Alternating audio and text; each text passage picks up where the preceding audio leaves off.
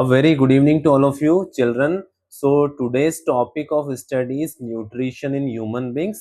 इस टॉपिक को पढ़ाने के पहले मैं बता दूं कि ये सीबीएसई क्लास 10th का टॉपिक है और क्लास 10th के जितने भी बच्चे हैं मेरा रिक्वेस्ट है आप एक कॉपी और पेन लेके बैठिए क्योंकि आपको इस वीडियो में बहुत सारी इंफॉर्मेशंस मिलने वाली है और उसके पहले एक और इम्पोर्टेंट थिंग एक सिंपल सी स्लाइड मैंने ऐड करी है। ये जो चैप्टर है आपका बायोलॉजी का लाइफ प्रोसेसेस, उसके 4 पार्ट है।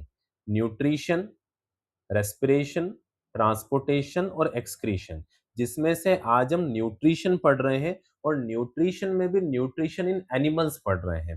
तो ह्यूमन बींग्स बेसिकली हम लोग एनिमल्स में सोशल एनिमल ह्यूमंस होते हैं, तो हम ह्यूमन बींग्स का न्यूट्रिशन पढ़ेंगे आज, ठीक है। और इसके बाद अमीबा का न्यूट्रिशन वो एक अलग वीडियो में हम लोग इंक्लूड कर लेंगे और न्यूट्रिशन इन प्लांट्स का भी एक अलग वीडियो होगा। सो उसके बाद रेस्पिरेशन, ट्रांसपोर्टेशन, एक्सक्रीशन के डिफरेंट वीडियोस होंगे क्योंकि अपने आप में ये मेजर टॉपिक्स हैं।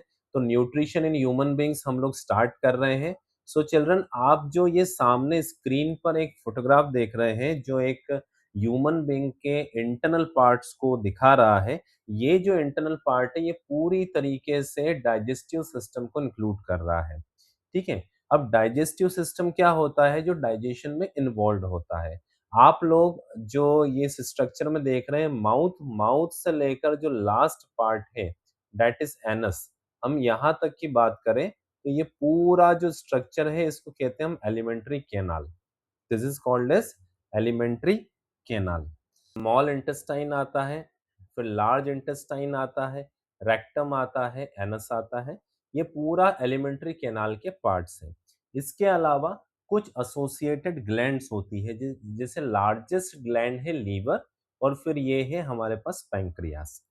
हम लोग स्टार्ट कर रहे हैं, एक एक करके पार्ट्स को हम थोड़ा समझ लेते हैं।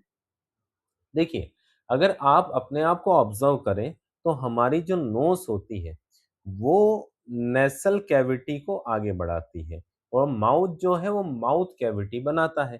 तो नोज से नेसल कैविटी और माउथ से माउथ कैविटी या ओरल कैविटी, ठीक है, ये दोनों कहीं जाके मिलते हैं, उसको फेरिंग्स कहते हैं। तो यहाँ पे कहीं फेरिंग्स आएगा। नेक्स्ट वीडियो जो रेस्पिरेशन का होगा उसमें मैं आपको बताऊंगा कि किस तरीके से नोज से इनहेल की जा रही एयर विंड पाइप या ट्रेकिया के थ्रू आपके लंग्स में आती है। तो यहाँ पे कहीं आपके लंग्स होते हैं, उसका पाथवे अलग रहेगा, ठीक है। तो आज हम लोग ये mouth, oesophagus, stomach, small intestine, large intestine, rectum, anus, इन सबको समझेंगे। बेसिकली जो रेक्टम है वो लार्ज इंटेस्टाइन का ही पार्ट होता है। तो हम लोग देखते हैं यहाँ पर 4 स्टेप्स यानी प्रोसेसेस बता रखी है। सबसे पहले देखिए इंजेशन, फिर आ रहा है डाइजेशन, फिर आ रहा है absorption, then assimilation, then egestion. ये जो 5 स्टेप्स आपको बता रखी है, इसमें जो सबसे पहली स्टेप है इंजेशन। इंजेशन का मतलब होता है taking in of food particle into the mouth, mouth में फूड पार्टिकल का लेना। अब इंजेशन के बाद आप करोगे क्या? आप च्युइंग करोगे खाना को। आप लोग डाइजेस्ट करने के लिए जो पहली स्टेप है माउथ में, that is digestion in mouth, उसको स्टार्ट करोगे किसकी मदद से? टीथ की हेल्प से। तो माउथ में जो टीथ होते हैं वो मैकेनिकल डाइजेशन में हेल्प करते हैं। उसके बाद माउथ में ही एक ग्लैंड होती है जिसको सलाइवरी ग्लैंड कहते हैं। तो जो सलाइवरी ग्लैंड होती है वो क्या हेल्प करती है? सलाइवरी ग्लैंड एक जूस रिलीज करती है जिसको सलाइवरी अमाइलेस कहते हैं। अब देखिए, इसके पहले यहाँ पे एक वर्ड लिखा है माउथ एंड बकल कैविटी। जो बकल कैविटी मतलब माउथ की ही कैविटी की हम लोग बात कर रहे हैं। तो एक मैकेनिकल डाइजेशन हो गया आपका, किसकी हेल्प से? टीथ की हेल्प से। टीथ ने क्या किया? Cutting, tearing, crushing food into smaller particles, ये मैकेनिकल डाइजेशन हुआ। साथ में एंजाइमेटिक एक्शंस हुई, मतलब माउथ में भी आपका खाना एंजाइम की हेल्प से डाइजेस्ट होता है। तो ये सलाइवरी अमाइलेस नाम का एक एंजाइम होता है जो सलाइवरी ग्लैंड से सिक्रीट होता है, ठीक है। ये सलाइवरी अमाइलेस क्या करता है? ये जो स्टार्च अगर आपने खाया है उसको सिंपलर शुगर जिसको माल्टोज कहते हैं उसमें तोड़ देता है। अगर आपसे पूछा जाए कि आपके माउथ में किस चीज का डाइजेशन होता है तो आप बोलेंगे स्टार्च का डाइजेशन होता है। जैसे आपने कुछ भी खाया, अगर उसमें स्टार्च है, जैसे पोटैटो में स्टार्च होता है, जैसे राइस में स्टार्च होता है, तो जो भी आप स्टार्च कंटेनिंग फूड अगर खा रहे हैं, तो आपके माउथ में चबाने के दौरान यानी च्यूइंग के दौरान ही आपका वो स्टार्च एक सिंपलर शुगर जिसको माल्टोज कहते हैं उसमें कन्वर्ट हो जाता है। लेकिन ये फाइनल डाइजेशन नहीं है। माल्टोज फर्दर ग्लूकोज में कन्वर्ट होगा स्मॉल इंटेस्टाइन में जाके। कहते हैं ना इंस्टेंट एनर्जी के लिए पीजिए ग्लूकोन डी। तो ग्लूकोन डी में क्या है? ग्लूकोज है। तो ग्लूकोज हमको फाइनली बनाना है अगर हम कार्बोहाइड्रेट की बात कर रहे हैं तो। ठीक है। इसके अलावा माउथ में क्या होता है? तो मस्कुलर टंग होती है जो testing mixing the crush food through with saliva and rolling it into a swallowable ball called a bolus. Important है। देखिए क्या बोला इन्होंने। टंग किस में हेल्प कर रही है? एक तो टेस्ट, स्वीट, सोर, बिटर, सॉल्टी। सॉल्टी मतलब खारा, सोर मतलब खट्टा, बिटर मतलब कड़वा और स्वीट मतलब मीठा। इतने तरीके के टेस्ट होते हैं जिसकी टेस्ट बर्ड्स होती है आपके टंग में। टंग किसमें? मिक्सिंग में हेल्प करती। जो भी आप खाते हैं वो मिक्स हो जाता है, उसमें हेल्प करती। उसके अलावा किसमें हेल्प करती? सलाइवरी अमाइलेज जो ये एंजाइम है या सलाइवरी जूस है, उसको आपके फूड के साथ मिक्स करती है ताकि आपके फूड में प्रेजेंट अगर कुछ भी स्टार्च हो तो वो सलाइवरी अमाइलेज नाम का एंजाइम जो सलाइवरी जूस में है उसकी हेल्प से वो कन्वर्ट हो जाए किसमें? माल्टोस शुगर में। तो इसमें ये हेल्प करती है। ठीक है। तो हम लोगों ने डाइजेशन इन माउथ देखा। आई होप आपको ये समझ में आया होगा। मैकेनिकल डाइजेशन भी हो रहा है और केमिकल डाइजेशन भी हो रहा है। ठीक है। अब आगे बढ़ते हैं हम लोग। तो देखिए अब ये जो ईसोफेगस बता रखा है जिसमें पेरिस्टल्सिस करके एक वर्ड बता रखा है, तो इसके लिए हम लोग थोड़ा सा देखते हैं, वापस से इस डायग्राम में आते हैं। ये जो ईसोफेगस है इसको बेटा बोला जाता है फूड पाइप। ये फूड पाइप है जिसकी हेल्प से जो फूड होता है आपके स्टमक में आ जाता है। जो स्टमक होता है ये जे शेप्ड ऑर्गन है। ये जे शेप का होता है। इसके अंदर ईसोफेगस की हेल्प से फूड आ जाता है। अब ये ईसोफेगस में एक मूवमेंट चलता है जिसके ऊपर कई बार क्वेश्चन पूछा गया है। इस मूवमेंट का नाम है पेरिस्टल्टिक मूवमेंट या पेरिस्टल्सिस। आप इस डायग्राम में देख सकते हैं ये बोलस ऑफ फूड। ये बोलस ऑफ फूड का क्या मतलब होता है? ये स्पेलिंग थोड़ी सी गलत हो गई है। ये BOLUS बोलस होता है। ठीक है। ये बोलस ऑफ फूड का मतलब है जो भी खाना आपने माउथ में चबाया, अब वो बॉल लाइक स्ट्रक्चर में कन्वर्ट हो गया जिसको बॉलस बोला जाता है। यहाँ पर हमने जब हम समझ रहे थे मस्कुलर टंग को, तब हमने देखा था कि मस्कुलर टंग ने इसको स्वेलोवेबल बॉल लाइक स्ट्रक्चर में कन्वर्ट कर दिया जिसको बॉलस बोला गया। यानी निगलने लायक बॉल लाइक स्ट्रक्चर में कन्वर्ट कर दिया जिसको निगल सकते हैं, जिसको आप बॉलस बोलते हैं। ठीक है। अब आप देखिए ये बॉल लाइक स्ट्रक्चर बन गया। ये बॉलस ईसोफेगस में से आ जाएगा आपके स्टमक में। लेकिन ये पेरिस्टल्टिक मूवमेंट क्या है जिसके ऊपर क्वेश्चन पूछा जाता है या पेरिस्टल्सिस क्या है? तो आप देखिए कोई एक पानी देने का पाइप है जिससे आप पौधों को पानी देते हैं। ठीक है। अगर उसके उसमें अगर छोटा सा पत्थर अगर अटक जाए, फंस जाए और आपसे बोला जाए कि इस पाइप में से इस पत्थर को हटा दो, ये फंस गया है इसमें, तो आप क्या करोगे? उस पत्थर के जस्ट पीछे प्रेस करोगे तो पत्थर आगे बढ़ेगा। फिर प्रेस करोगे, फिर आगे बढ़ेगा। फिर प्रेस करोगे, आगे बढ़ेगा। इसी तरीके से ये जो बॉल लाइक स्ट्रक्चर जिसको बॉलस कहते हैं, इसके जस्ट पीछे कॉन्ट्रैक्शन होता है और वो आगे बढ़ता है। यानी जहां पर ये बॉल लाइक स्ट्रक्चर है वहां पे मसल्स रिलैक्स्ड है। यानी यहाँ रिलैक्सेशन का मतलब आराम से नहीं होता है। कॉन्ट्रैक्शन मतलब प्रेस होना, दबना, कॉन्ट्रैक्ट, और रिलैक्सेशन मतलब स्वेलो यानी बढ़ जाना साइज में।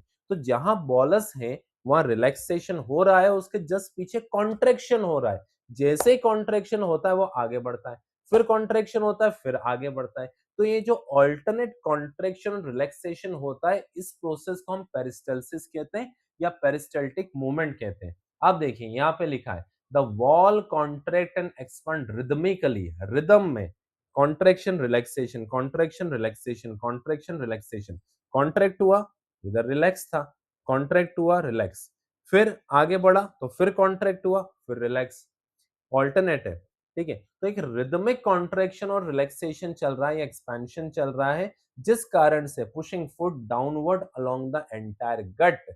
यहाँ गट से मतलब पूरा एलिमेंट्री कैनाल है बेटा, ये ध्यान रखना। जो गट है आपका पूरा माउथ से लेकर एनस तक का एलिमेंट्री कैनाल है। क्योंकि हम पेरिस्टाल्टिक मूवमेंट ईसोफेगस के रिस्पेक्ट में पढ़ रहे हैं, अदरवाइज ये कॉन्ट्रैक्शन रिलैक्सेशन पूरे एलिमेंट्री कैनाल में चलता रहता है, क्योंकि आगे भी तो ट्यूब लाइक स्ट्रक्चर है जहां पर खाने को पहुंचाना है। जैसे यहां भी, इधर भी ट्यूब लाइक स्ट्रक्चर, ये पूरा पाइप है, ठीक है। अब बात करते हैं आगे। ईसोफेगस की लेंथ क्या है? अप्रोक्सीमेटली 25 सेंटीमीटर, ठीक है, इन एडल्ट ह्यूमंस। लोकेशन क्या है? Runs behind the trachea. देखिए ये इंपॉर्टेंट है, इंपॉर्टेंट ये है कि आपका जो विंड पाइप है वो आगे है, फूड पाइप पीछे है, पैरेलल नहीं चल रहे हैं, आगे पीछे चल रहे हैं, ये आप ध्यान रखना। ये विंड पाइप चल रहा है तो ये फूड पाइप चल रहा है, ठीक है। मतलब आप सांस ले रहे हैं विंड पाइप से और खाना जा रहा है, मूव कर रहा है फूड पाइप की हेल्प से। इतना आया समझ में? आगे बढ़ते हैं हम लोग, ठीक है। इसमें कुछ स्ट्रक्चर जैसे डायफ्राम आया है, ये सब आपको रेस्पिरेशन वाले चैप्टर में समझ में आएगा, ठीक है। आगे बढ़े। स्टमक की बात करें, जो जे शेप्ड पावर हाउस, बेसिकली जे शेप्ड ऑर्गन होता है, जे शेप का होता है। अब जिस तरीके से सलाइवरी जूस सलाइवरी ग्लैंड से रिलीज हो रहा था, ऐसे गैस्ट्रिक ग्लैंड से गैस्ट्रिक जूस रिलीज होता है। या गैस्ट्रिक ग्लैंड स्टमक को ही बोला गया है। स्टमक भी एक ग्लैंड है आपकी बॉडी की। अच्छा, ग्लैंड्स क्या होती हैं? ग्लैंड्स वो होती हैं जो किसी न किसी लिक्विड को सिक्रीट करती है, जैसे tears are secreted from the tear gland, saliva is secreted from the salivary gland, sweat is secreted from the sweat gland. Then liver secretes the bile juice, liver is a gland. Pancreas secretes the pancreatic juice, adrenal gland secretes the adrenaline. तो ये सब glands होती है जिनको exocrine और endocrine में divide किया गया है। क्या होती है ग्लैंड्स के कितने टाइप होते हैं, एक्सोक्राइन का क्या मतलब है, एंडोक्राइन का क्या मतलब है, ये सब आपको आगे चल के पता लगेगा।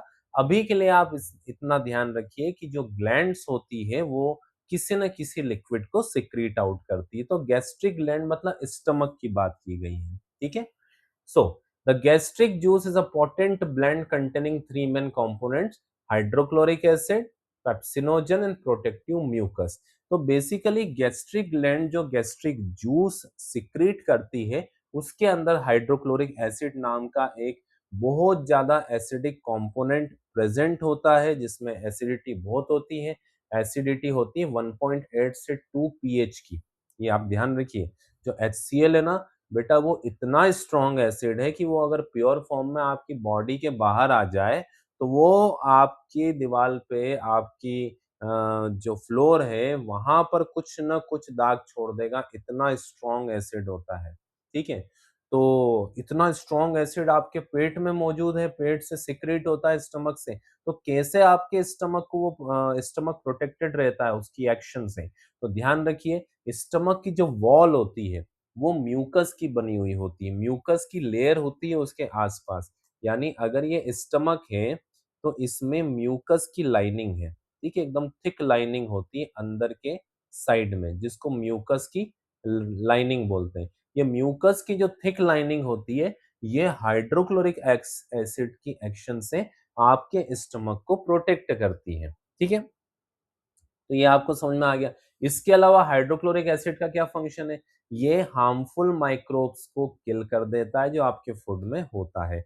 इंपॉर्टेंट है, जिस तरीके से आपके माउथ में स्टार्च का डाइजेशन हुआ था, आपके स्टमक में प्रोटीन का डाइजेशन होता है। जो प्रोटीन होते हैं, जो भी प्रोटीन आपने प्रोटीन कंटेनिंग फूड खाया, उसका माउथ में तो कुछ होना नहीं है, वो ईसोफेगस में पेरिस्टाल्टिक मूवमेंट के थ्रू आपके स्टमक में आ गया, स्टमक में वो कन्वर्ट हो गया पेप्टोन और प्रोटियोसिस में। तो ये प्रोटीन के सिंपलर फॉर्म है जो अमीनो एसिड्स के पहले बनते हैं। ध्यान रखना, प्रोटीन को हमको फाइनली कन्वर्ट कर देना है अमीनो एसिड्स में। तो ये पेप्टोन और प्रोटियोसिस जो है ये प्रोटीन के सिंपलर फॉर्म है। म्यूकस के बारे में हम लोगों ने बता दी है, ठीक है। इस करोसिव एसिड यानी हाइड्रोक्लोरिक एसिड की एक्शन से स्टमक को सेल्फ डाइजेशन से बचाता है। डाइजेशन का मतलब ब्रेकडाउन, कहीं स्टमक की वॉल का ब्रेकडाउन ना हो जाए, स्टमक की वॉल ना खराब हो जाए, तो ये म्यूकस की थिक लेयर स्टमक को प्रोटेक्ट करती है। क्या बताया, माउथ में किसका डाइजेशन हुआ, स्टार्च का डाइजेशन हुआ, किस में, माल्टोस में। प्रोटीन का डाइजेशन कहाँ हुआ, स्टमक में हुआ, किस में हुआ, पेप्टोन और प्रोटियोसिस में हुआ। अच्छा, फर्दर ये पेप्टोन प्रोटियोसिस आगे इंटेस्टाइन में भी डाइजेस्ट होके फाइनल प्रोडक्ट बन जाएंगे। क्या, अमीनो एसिड्स बनेंगे, वो हम आपको बताएंगे। प्रोटीन फाइनली अमीनो एसिड्स बनता है, स्टार्च फाइनली ग्लूकोज बनता है, ठीक है, वो कार्बोहाइड्रेट है। चलिए, अब हम बात करते हैं स्मॉल इंटेस्टाइन की। ये 6.5 मीटर की लेंथ होती है। अच्छा, एक चीज आपको नहीं बताई कि जो पूरा एलिमेंट्री कैनाल है starting from mouth to anus 9 metre long होता है, जिसमें से 6.5 मीटर का तो आपका स्मॉल इंटेस्टाइन ही है। तो आप डायग्राम को देखिए, ये है आपका स्मॉल इंटेस्टाइन, ठीक है। अब आप देख लो 6.5 मीटर, कई बुक्स में 6.25 भी लिखा हुआ है।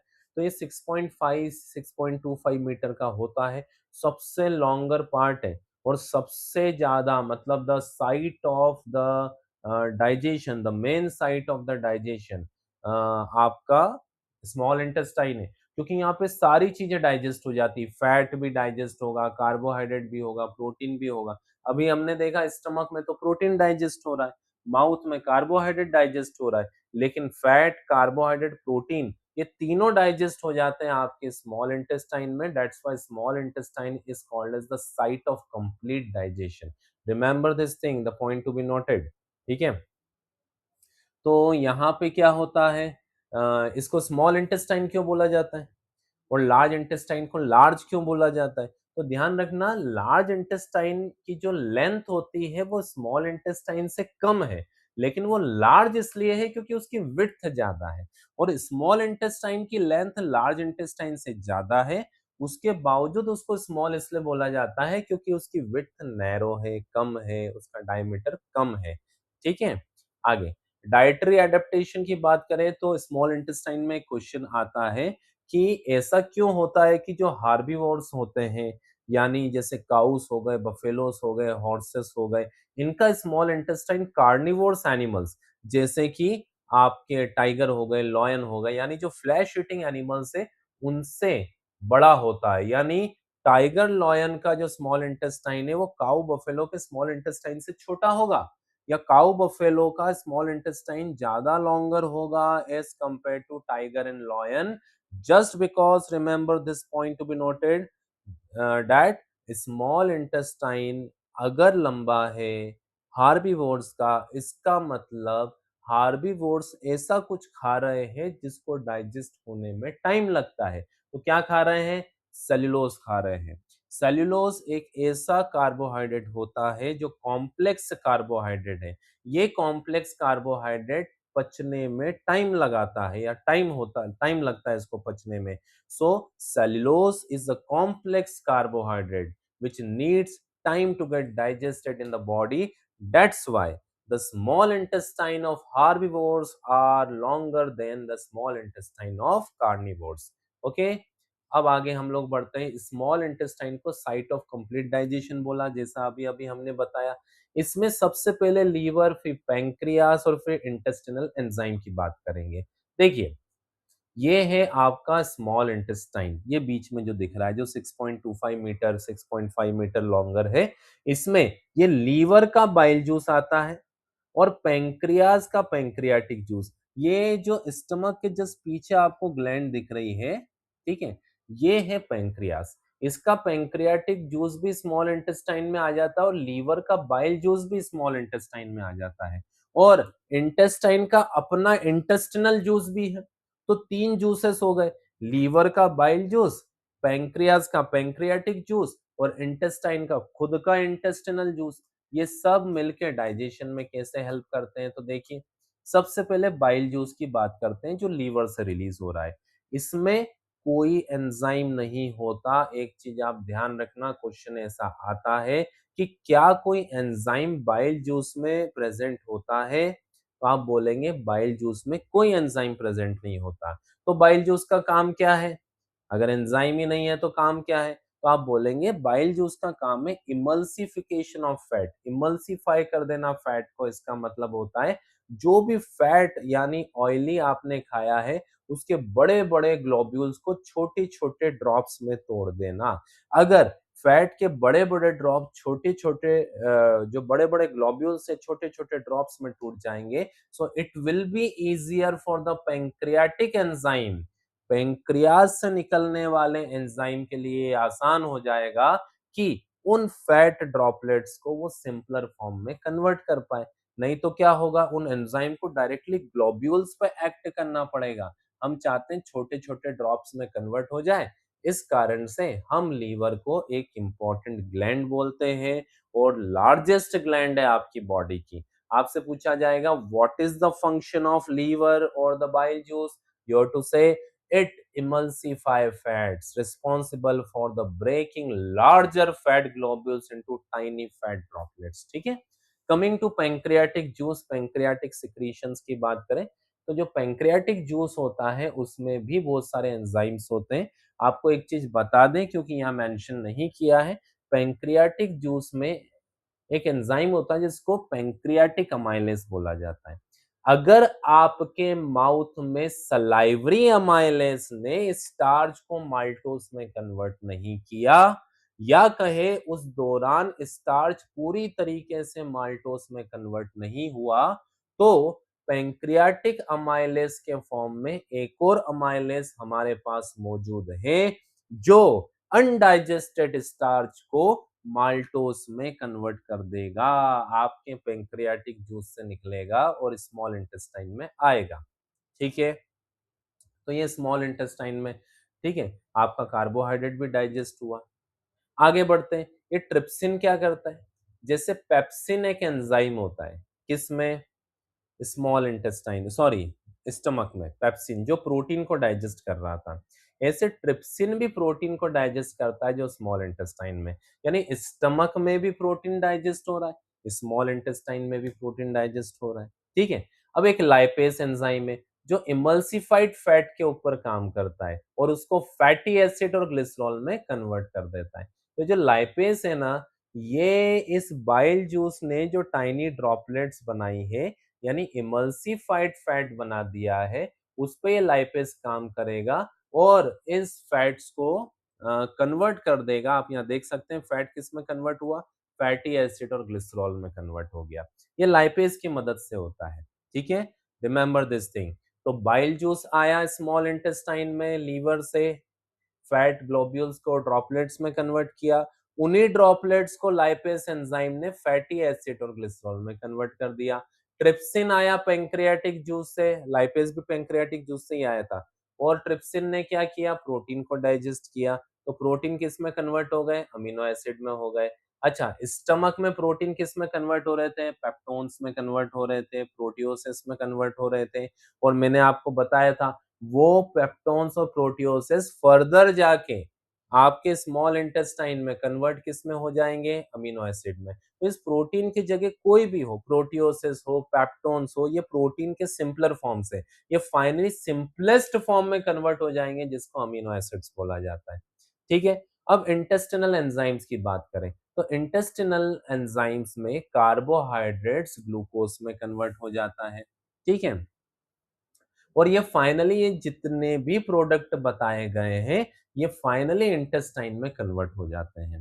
ठीक है, अच्छा आप लोग एक शुगर खाते हो सुक्रोज, जो टेबल शुगर कहलाती है। ठीक है, जो टेबल शुगर सुक्रोज है वो सुक्रेस एंजाइम की मदद से ग्लूकोस और फ्रक्टोस में कन्वर्ट हो जाती है। ध्यान रखना, ग्लूकोस और फ्रक्टोस में कन्वर्ट हो जाती है किसमें, इंटेस्टिनल एंजाइम है सुक्रेस, इंटेस्टाइन में। तो ये जो यहाँ कार्बोहाइड्रेट्स फाइनली ग्लूकोज बना, तो उसका थोड़ा सा एलेबरेशन में बता रहा हूँ कि अगर आपने सुक्रोस नाम का कार्बोहाइड्रेट खाया तो वो सुक्रेस नाम के इंटेस्टिनल एंजाइम की मदद से ग्लूकोज और फ्रक्टोज में कन्वर्ट हो जाएगा। अगर आपने लैक्टोज शुगर खाई, अब लैक्टोज शुगर किस में होती है? मिल्क में होती, दूध में होती, तो वो ग्लूकोज और गैलेक्टोज में कन्वर्ट हो जाती है। अगर आपने माल्टोज लिया, आप देखो माल्टोज बन गया था आपके माउथ में, बताया था ना, स्टार्च माल्टोज में कन्वर्ट हो गया। इसी तरीके से जो स्टार्च बच गया वो आपके पैंक्रियाटिक अमाइलेज, जो यहाँ मेंशन नहीं किया, पैंक्रियाटिक अमाइलेज की हेल्प से माल्टोज में कन्वर्ट हो गया। तो ये जो माल्टोज शुगर है वो भी इंटेस्टिनल या इंटेस्टाइन में माल्टेस नाम के एंजाइम की मदद से ग्लूकोज प्लस ग्लूकोज में कन्वर्ट हो जाती है। तो ये जो मैं बोल रहा हूँ आप इसको रिकैप कर करके लिख लेना थोड़ा पीछे जा जाके, कि सुक्रोज कन्वर्ट हुआ ग्लूकोज प्लस फ्रक्टोज में सुक्रेज की मदद से, लैक्टोज कन्वर्ट हुआ लैक्टेज की मदद से ग्लूकोज प्लस गैलेक्टोज में, और माल्टोज माल्टेज एंजाइम की मदद से किसमें कन्वर्ट हो गया? Glucose plus glucose maltase enzyme. ठीक है, आगे बढ़ते हैं। तो ये कुछ एसोसिएटेड डाइजेस्टिव ग्लैंड्स है जिसके बारे में अभी अभी हम लोगों ने बात कर ली है, लीवर है और पैंक्रियास है। ठीक है, ये क्या होता है, एंडोक्राइन एक्सोक्राइन, ये सब मैं आपसे बात करूंगा जब एंडोक्राइन ग्लैंड्स पढ़ाऊंगा। अब देखिए जो कुछ भी आपने खाया है वो सब एब्जॉर्ब होना जरूरी है, कहाँ पर? आपके ब्लड में। तो ये इंटेस्टिनल विलायस होते हैं जो एब्जॉर्प्शन में हेल्प करते हैं। ये फिंगर लाइक प्रोजेक्शंस होते हैं जो कि एब्जॉर्प्शन में हेल्प करते हैं। तो सपोज ये इस टाइप का स्ट्रक्चर होता है विलाय। ये आपके स्मॉल इंटेस्टाइन की जो वॉल है ना वो ऐसी होती है, ऐसे ऐसे घूमी हुई रहती है, और जितना भी आप लोगों ने जो जो कुछ भी खाया है वो इस फिंगर लाइक प्रोजेक्शन विलाय की मदद से ब्लड में अब्सॉर्ब हो जाता है। जैसे ये आपके हेयर लाइक है, हेयर से, तो आप बारिश से भीग के आते हो सबसे पहले बाल क्यों पोंछते हो? क्योंकि इसमें एब्जॉर्प्शन जल्दी हो जाएगा। जो भी फिंगर लाइक होता है, हेयर लाइक होता है, वो सब एब्जॉर्प्शन जल्दी कर लेते हैं। तो ऐसे ही आपके स्मॉल इंटेस्टाइन में एब्जॉर्प्शन इसलिए जल्दी होता है क्योंकि वो बहुत ही फिंगर लाइक बन गया है। ये स्मॉल इंटेस्टाइन की इनर वॉल है जो इस तरीके के स्ट्रक्चर में आपको देखी जाती है। ठीक है, तो आपने जो कुछ भी कन्वर्ट किया, कार्बोहाइड्रेट, प्रोटीन को अमीनो एसिड में किया, कार्बोहाइड्रेट को ग्लूकोज में किया, फैट को फैटी एसिड ग्लिसरॉल में किया, वो सब एब्जॉर्ब होके आपके ब्लड में आ जाएगा। अब बात करते हैं लार्ज इंटेस्टाइन की, आखिरी पार्ट है, 1.5 मीटर लॉन्ग है। लार्ज इंटेस्टाइन में जो भी अनडाइजेस्टेड है वो एंटर हो जाता है, और एंटर होके आखिरी में रेक्टम में जाके स्टोर हो जाता है। ये रेक्टम जो पार्ट है उसमें स्टोर हो जाता है। दूसरी बात, जो एक्स्ट्रा वाटर है वो भी आपके ब्लड में आ जाता है लार्ज इंटेस्टाइन की मदद से। आप ध्यान रखना, जैसे ये लार्ज इंटेस्टाइन है आपका, ठीक है, ये लार्ज इंटेस्टाइन है, स्मॉल इंटेस्टाइन से लार्ज इंटेस्टाइन, इसमें जब आपका अनडाइजेस्टेड फूड ट्रेवल करता है तो एक्स्ट्रा वाटर ब्लड में आ जाता है और अनडाइजेस्टेड फूड स्टोर हो जाता है रेक्टम में, और फिर एनस से इजेस्ट आउट हो जाता है। तो ये चीज आप ध्यान रखेंगे। आई होप आपको समझ में आया होगा। ठीक है, ये एक एनाल स्फिंक्टर क्या होता है? तो एनस में एक रिंग ऑफ मसल होती है जो कि हेल्प करती है इजेशन में। So I think that's all about today's video. I hope आपको समझ में आया होगा। इसका आप स्क्रीनशॉट ले लीजिए, ये स्क्रीनशॉट इंपॉर्टेंट है इस पर्टिकुलर स्लाइड का। ठीक है, इसमें एंजाइम्स बता रखे हैं इंपॉर्टेंट। ठीक है, so thank you very much. इसका भी आप स्क्रीनशॉट ले सकते हैं, कौन सा एसिडिक कंपोनेंट है, कौन सा बेसिक है। देखिए स्टमक में एसिडिक कंटेंट है, हाइड्रोक्लोरिक एसिड। ठीक है, माउथ में सलाइवरी अमाइलेज का पीएच है। डिओडिनम यानी स्मॉल इंटेस्टाइन का ही पहला पार्ट है, पीएच 7.4।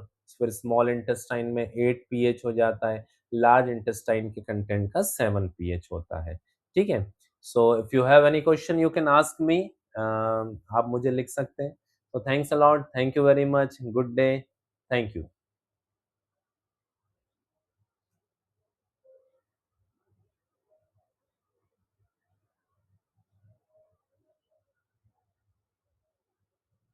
एलिमेंट्री कैनाल में हम लोग देखते हैं माउथ आता है, उसके बाद ये ईसोफेगस आता है, स्टमक आता है।